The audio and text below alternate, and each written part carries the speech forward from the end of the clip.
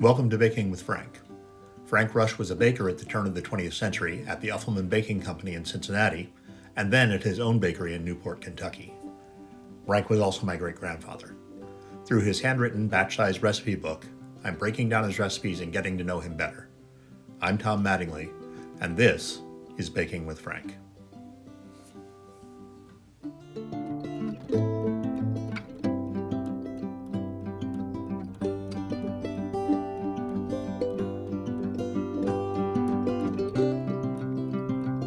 Welcome back to Baking with Frank. So it is Thanksgiving Friday. So hopefully you're out doing something fun with your family. I'm going to be doing something fun with my family. We had a great Thanksgiving yesterday with my family, so it's all good. We are today, right after you hit the like and follow buttons, because we don't want to make this weird, do we? I don't think so. We're going to make one of the few recipes of Frank's that includes alcohol. This recipe is called Scotch Cookies. I've never had a Scotch cookie, and it doesn't have Scotch in it. So we're just gonna give it a shot from where we are. So I have taken the liberty of putting 5/8 of a pound of brown sugar into the bowl and mixed into that 1/4 of a pound of shortening. Now, the recipe actually asks for lard. I realized that fall is traditionally pig killing time. Don't ask me how I know that. But alas, we have not killed a pig on our little plot of land. So I'm using shortening. So into that, I am going to put 1 egg. Yes, I'm cracking it right in the bowl. Don't come after me. There we go. Let's mix that in.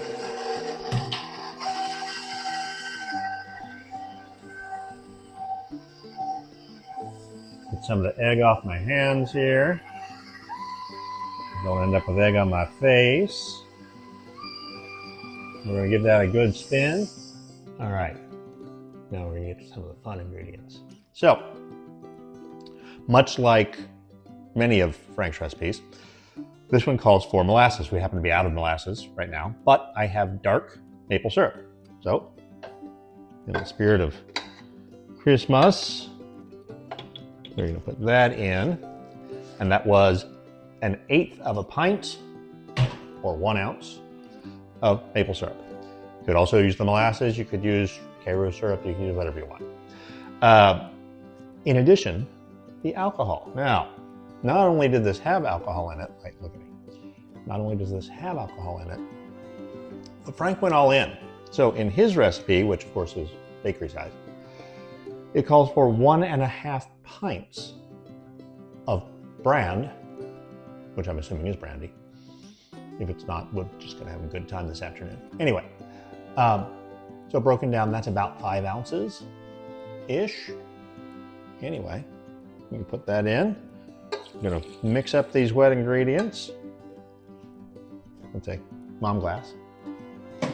Some of you will recognize that. I think jelly came in it or something, probably in the 70s. All right, now, using mom's spoon, we have here 1/3 of a pound of flour, into which I've mixed 1/4 ounce of baking soda. I'm going to slow this down a little bit. A lot. And we're going to mix that in. And I fear with this one, just because there's a lot of liquid and not a lot of dry, is that it's going to be, well, liquid. And, you know, when I throw it on the side like that. All right, so let's go ahead and get the rest of that in there.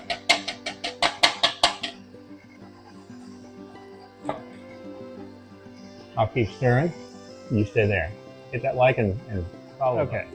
So, this is still very liquidy. I said to myself, why are these called Scotch cookies when there's clearly brandy in them?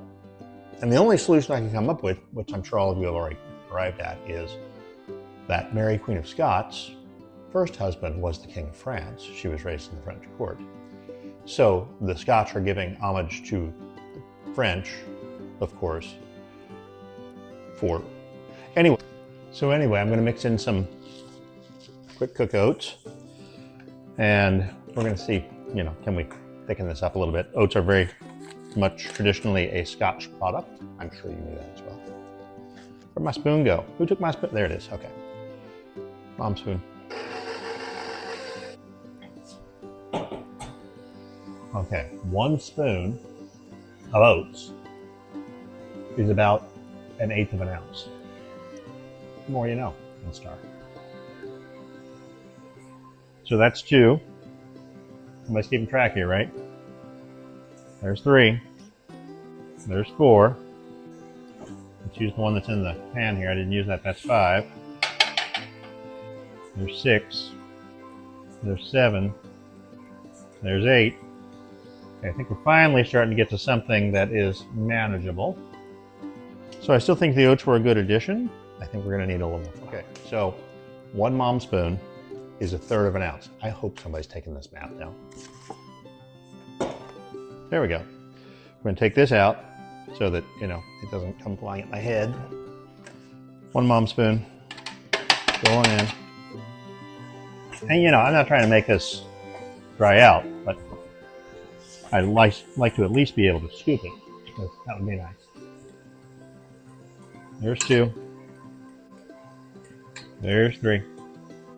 Oh, I should have, of course, set the oven for 350 to preheat.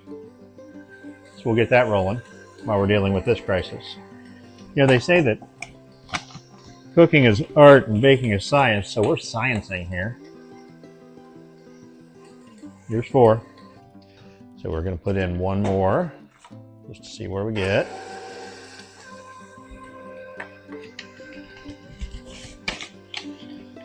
For long, we have to go to a new bag of flour.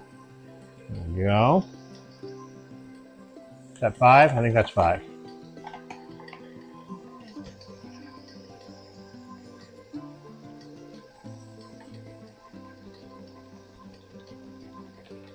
I'm putting in the rest of it just because it's here, and there's probably 1 more spoon of it left in the bag, and I don't want to store that.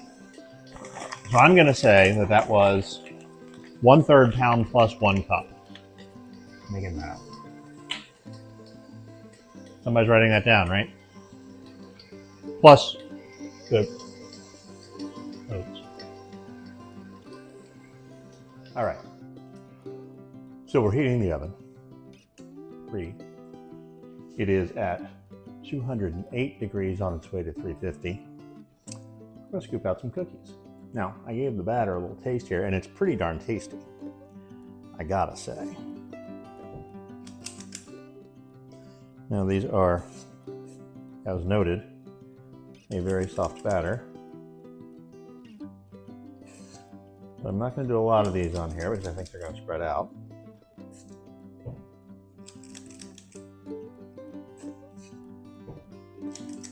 But when I tasted them, the first thing that they reminded me of, for those of you that are in or around the Kentucky area, was bourbon balls.